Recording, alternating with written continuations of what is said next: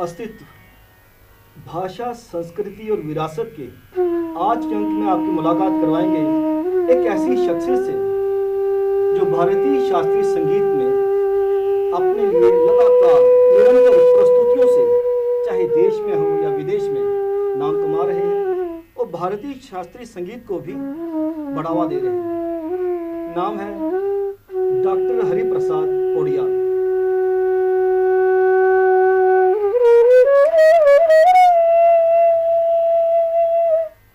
Sir पौड़ियाल sir, आपका daily excited studios में बहुत बहुत स्वागत है। धन्यवाद सर। जम्मू जिसे मंदिरों का शहर कहा जाता है, यहाँ पर वैसे पहले भी अतीत में बहुत विख्यात विश्वविख्यात संगीतकार, गायक और नृत्यक आते रहे हैं और यहाँ पे सम्मोहन सा बांधते रहे हैं। ये बड़ी खुशी की बात है कि पिछले दिनों आप भी यहाँ पे आए, यहाँ पर आपने प्रस्तुति दी। आप वास्तव में कहाँ के रहने वाले हैं? जी, मेरा जन्म नेपाल में हुआ है, जो कि नेपाल भी एक ऋषि मनीषियों का भूमि रहा है। और मैं जब 10 साल का था तो मैं वाराणसी में आया मैं, और वहाँ पे संस्कृत पढ़ने के लिए। अच्छा, संस्कृत पढ़ने के लिए। मेरा बैकग्राउंड जो है, मैंने वैदिक गुरुकुल में अध्ययन किया है। अच्छा। और संस्कृत से मैं MA किया है मैंने। और वेदाध्ययन, जो कि जो 4 वेद हैं उसमें से यजुर्वेद, उसमें से भी मैं कृष्ण यजुर्वेद की 33 शाखा जो साउथ इंडिया में चलता है, उसको मैंने गुरुकुल पद्धति से अध्ययन किया है बनारस में।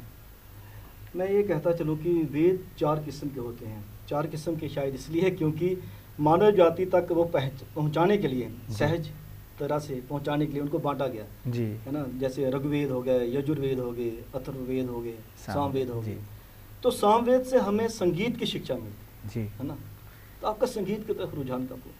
यजुर्वेद से तो भाव आते हैं। जी नहीं, जब मैं वैदिक गुरुकुल में था तो उसमें संगीत का मेरा कोई नाता नहीं था। अच्छा। हालांकि मैं संगीत अध्ययन करने के लिए नहीं आया था। आप तो संस्कृत पढ़ने के लिए आए। जी जी। तो ऋग्वेद जैसा कि 3 स्वर होते हैं और सामवेद से हमारा स्वर बढ़ते हैं, वहीं से हमारा जो शास्त्रीय संगीत का जो परंपरा चला है। वैसे मैं जो लोक संगीत होता है, मैं बनारस आने के पहले ही मैं फ्लूट बजाया करता था। अच्छा। हमारे गांव में ही। तो शौक तो था आपको संगीत? जी जी जी, बिल्कुल। लेकिन वो ऐसा कोई मेरा उद्देश्य नहीं था कि मैं संगीत में कुछ करूँगा। वो एक भगवान की कृपा हुई, उसमें मेरा रुझान बढ़ा और मैं बनारस में ही।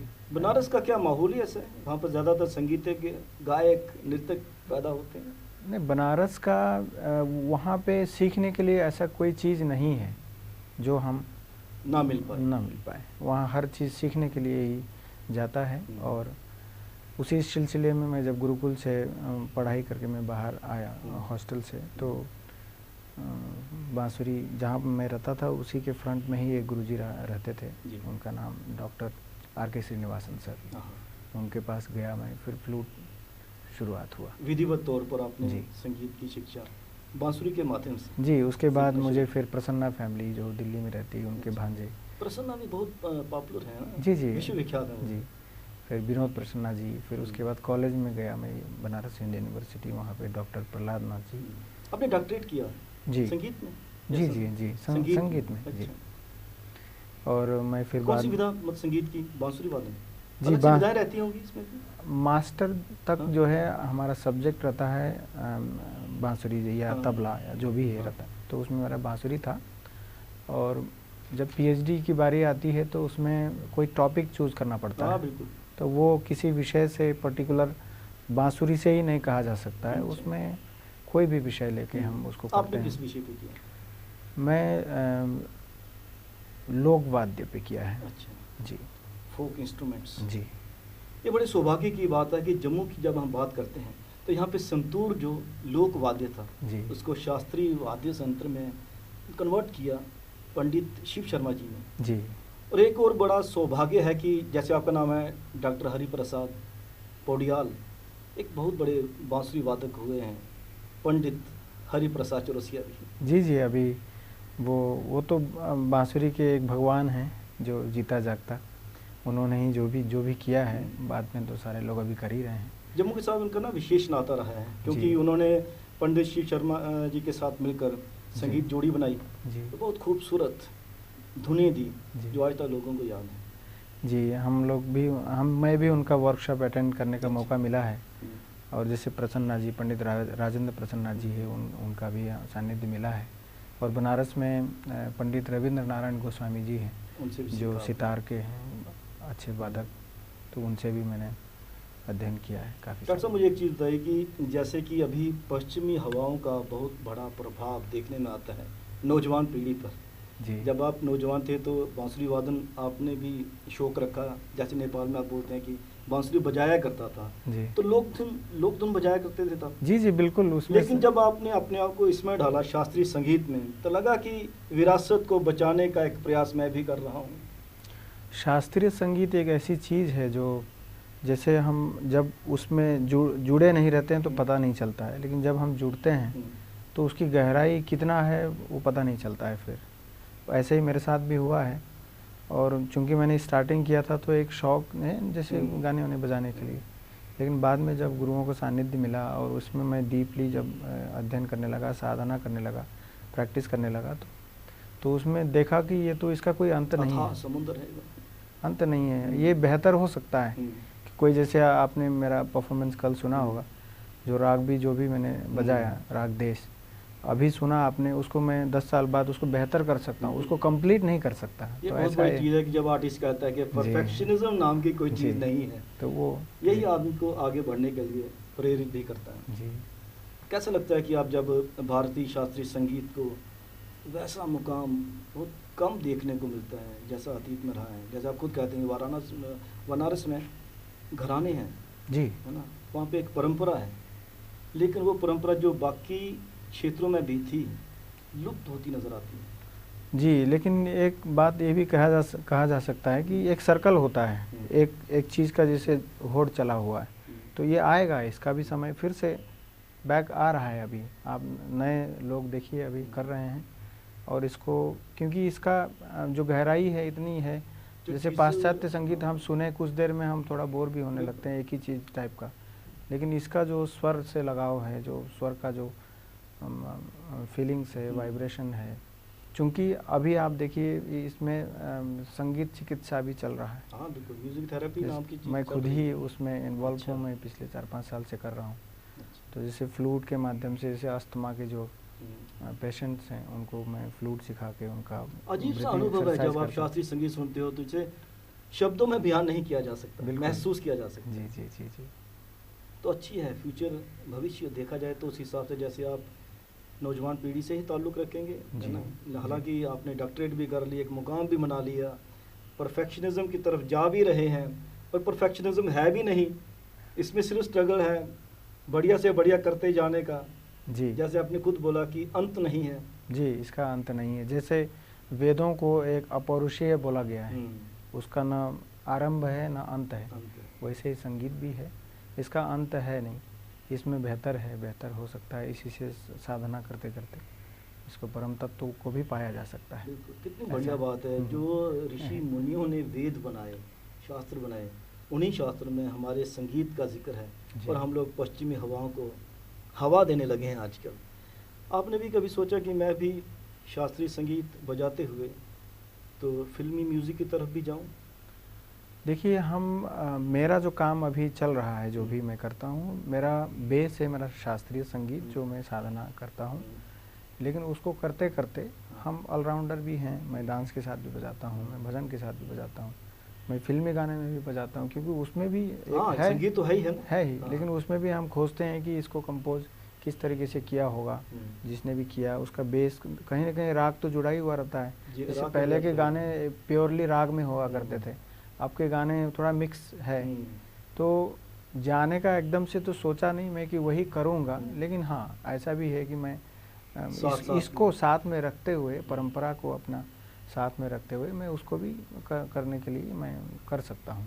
गुरु शिष्य परंपरा को आप कितना महत्वपूर्ण समझते हैं? आपने गुरुकुल में शिक्षा हासिल, जी, आजकल जो गुरु हैं वो तो टेक्निकल एजुकेशन देने की तरफ ज़्यादा ध्यान रखते हैं, तो टेक्निकल एजुकेशन होनी चाहिए, लेकिन मेरे ख्याल में जो फील आती है वो गुरु शिष्य परंपरा में जो आती है, गुरु तब तक परफॉर्म ही नहीं करने देता जब तक परिपक्वता नहीं आती, और यहाँ पर आप टेक्निकल एजुकेशन लेके देखिए एकेडमिक सिस्टम और गुरुकुल का काफ़ी ये अंतर है, क्योंकि हम जब एकेडमिक में जाते हैं तो वहाँ कोर्सेस हैं, तमाम तरीके के प्रेशर हैं यूनिवर्सिटी की तरफ से, तो ये करना है, इतने दिन में इसको करना है, एग्ज़ाम करना है, आजकल सेमेस्टर सिस्टम बहुत सिस्टम है। लेकिन गुरुकुल का एक ये है कि वो गुरु जो होता है वो उसका कोई कोर्स नहीं होता है, उसमें कहीं कोई जल्दबाजी नहीं है। तो गुरु आपको लाइट देता है कि आपको सिर्फ संगीत ही नहीं, संस्कृत ही नहीं, आपको जीवन जीने का भी एक ढंग सिखाता है संगीत के माध्यम से। जी, और व्यवहारिक जीवन में जो आप जीते हैं वो भी गुरु सिखाता है। आपके जो जितने भी डार्कनेस होंगे पॉइंट, उसको रिड्यूस करने की कोशिश करता है गुरु। हाँ बिल्कुल, आप जैसे कहा कि म्यूज़िक थेरेपी आप भी उसमें भी आप हाथ आजमा रहे हैं या लोगों को रिलैक्सेशन दे रहे हैं थ्रू म्यूज़िक थेरेपी, तो संगीत आपकी जो नेगेटिव साइड है उसको भी दूर करता है। बिल्कुल सर, ये स्पेशली मैं फ्लूट की बात करूं, ये मैंने जैसा बताया आपको कि हमारे शरीर में 75% वाटर है, तो इसका जो वाइब्रेशन है ना वो, क्योंकि ये फ्लूट बजाते हैं और फिंगर्स भी टच हैं, तो उसका जो वाइब्रेशन है उसको आपको वो जब वाइब्रेट करता है तो आपका रिलैक्सेशन जो होता है वो काफ़ी। मैं आपसे गुजारिश करूंगा कि वो वाइब्रेशन प्लीज़ हम भी महसूस करें, दर्शक हमारे माध्यम से भी महसूस करें वो वाइब्रेशन जो अंतरात्मा तक जाती है।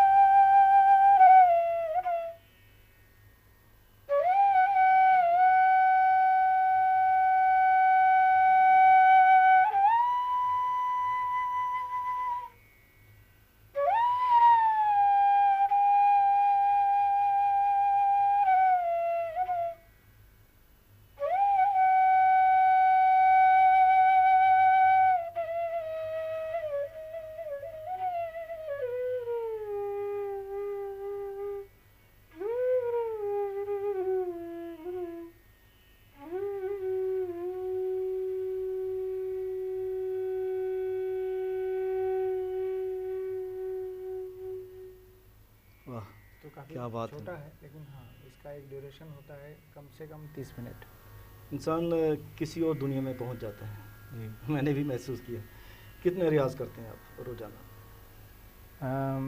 मैं पहले ज़्यादा करता था, क्योंकि उस समय एक सीखने का ही एक वो था, हालांकि ये तो कभी अंत नहीं है सीखने का, लेकिन उस समय स्टूडेंट लाइफ में हमारा सिर्फ काम यही था कि हमको अपना साधना करना है और गुरु के पास जाना है और कॉलेज जाना है।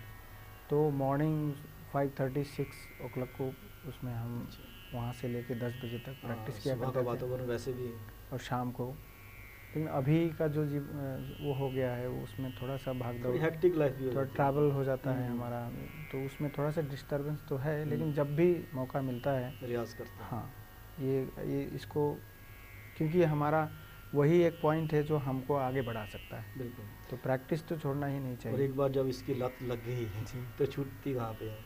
तो मुझे एक चीज़ बताइए कि जैसे आप फ्लूट बजा रहे हैं, उसके लिए श्वास पर कंट्रोल होना बहुत ज़रूरी है जी। उसके लिए कुछ योग वगैरह भी करते हैं? योग देखिए, इसकी साधना ही योग है। अच्छा। हाँ, लेकिन साइड में आप प्राणायाम कर सकते हैं। अच्छा। इसका ब्रीदिंग एक्सरसाइज जो होता है, स्पेशली जो बिगिनर्स हैं उनके लिए, जिनका सांस कम है या कोई, जैसे मैंने बताया अस्थमा के जो हुआ है उनकी तो होती ही नहीं है ब्रीदिंग, तो उनके लिए मैं प्राणायाम कराता हूँ। उसके अलग अलग वो हैं, अनुलोम विलोम है, पूरक रेचक कुंभक है। तो ज़रूरी है कि उसके साथ थोड़ी सहजता आ जाती है। तो फिर धीरे धीरे जब आप फ्लूट में साउंड, जब आपका स्वर निकलने लगेगा तो फिर ऑटोमेटिकली आप इसको जब बजाते रहेंगे तो आपकी जो लेंथ होगा वो बढ़ता जाएगा, तो एक समय में काफ़ी लंबा हो सकता है। आपने ना केवल देश बल्कि देश के बाहर भी बहुत सी प्रस्तुतियाँ देकर भारतीय शास्त्रीय संगीत को जीवंत रखा हुआ है। भविष्य में भी लगातार आपसे यही अपेक्षा रहेगी? जी, मैं इसको प्रयास कर रहा हूँ, और भारत ही नहीं, यूरोप में मैं 2015 से ट्रैवल करता हूँ, और जर्मनी, स्विट्ज़रलैंड, फ्रांस, जितने भी हैं, बेल्जियम, हॉलैंड, वहाँ पे मैं जो इंडियंस हैं यहाँ के या वहाँ के लोग हैं उनको अब तो बाहर के लोगों को भी बड़ा इंटरेस्ट आने लगा है। जी जी, काफ़ी जैसे म्यूजिक थेरेपी की बात चल रही है तो वो इंटरेस्टेड है इसमें। जी जी जी, बिल्कुल। सर आप एक्सेलसियर स्टूडियोज़ में आए और अपनी इतनी अच्छी बातें की और शास्त्रीय संगीत के माध्यम से आत्मा तक कैसे पहुंचा जाता है इसके बारे में भी बताया। आपका बहुत बहुत शुक्रिया। थैंक यू सर, मुझे यहाँ बुलाने के लिए, और हम भविष्य में भी यहाँ आते रहेंगे। बिल्कुल बिल्कुल। और अपनी प्रस्तुतियाँ देते रहेंगे, और हम लोग ये भी प्लानिंग कर रहे हैं कि यहाँ पे कुछ वर्कशॉप टाइप का भी हो। अच्छा। ताकि हम हमारे को, क्योंकि हम ऑनलाइन भी क्लास करते हैं, तो जो दूर रहते हैं वो जूम मीटिंग वगैरह में हम क्लास देते हैं, तो उनका भी एक इच्छा है कि हम आके यहाँ पे एक वर्कशॉप करें और इस संगीत का प्रसार करें। ये सौभाग्य रहेगा जी, इस मंदिरों की धरती को। थैंक यू, बहुत बहुत धन्यवाद। धन्यवाद, नमस्ते।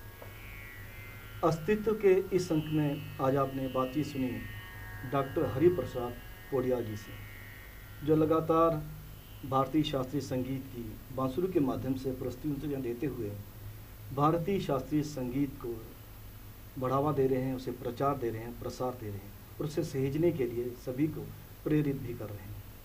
कैमरा पर्सन करण सिंह के साथ राजेश्वर सिंह राजू को आप दीजिए इजाज़त। नमस्कार।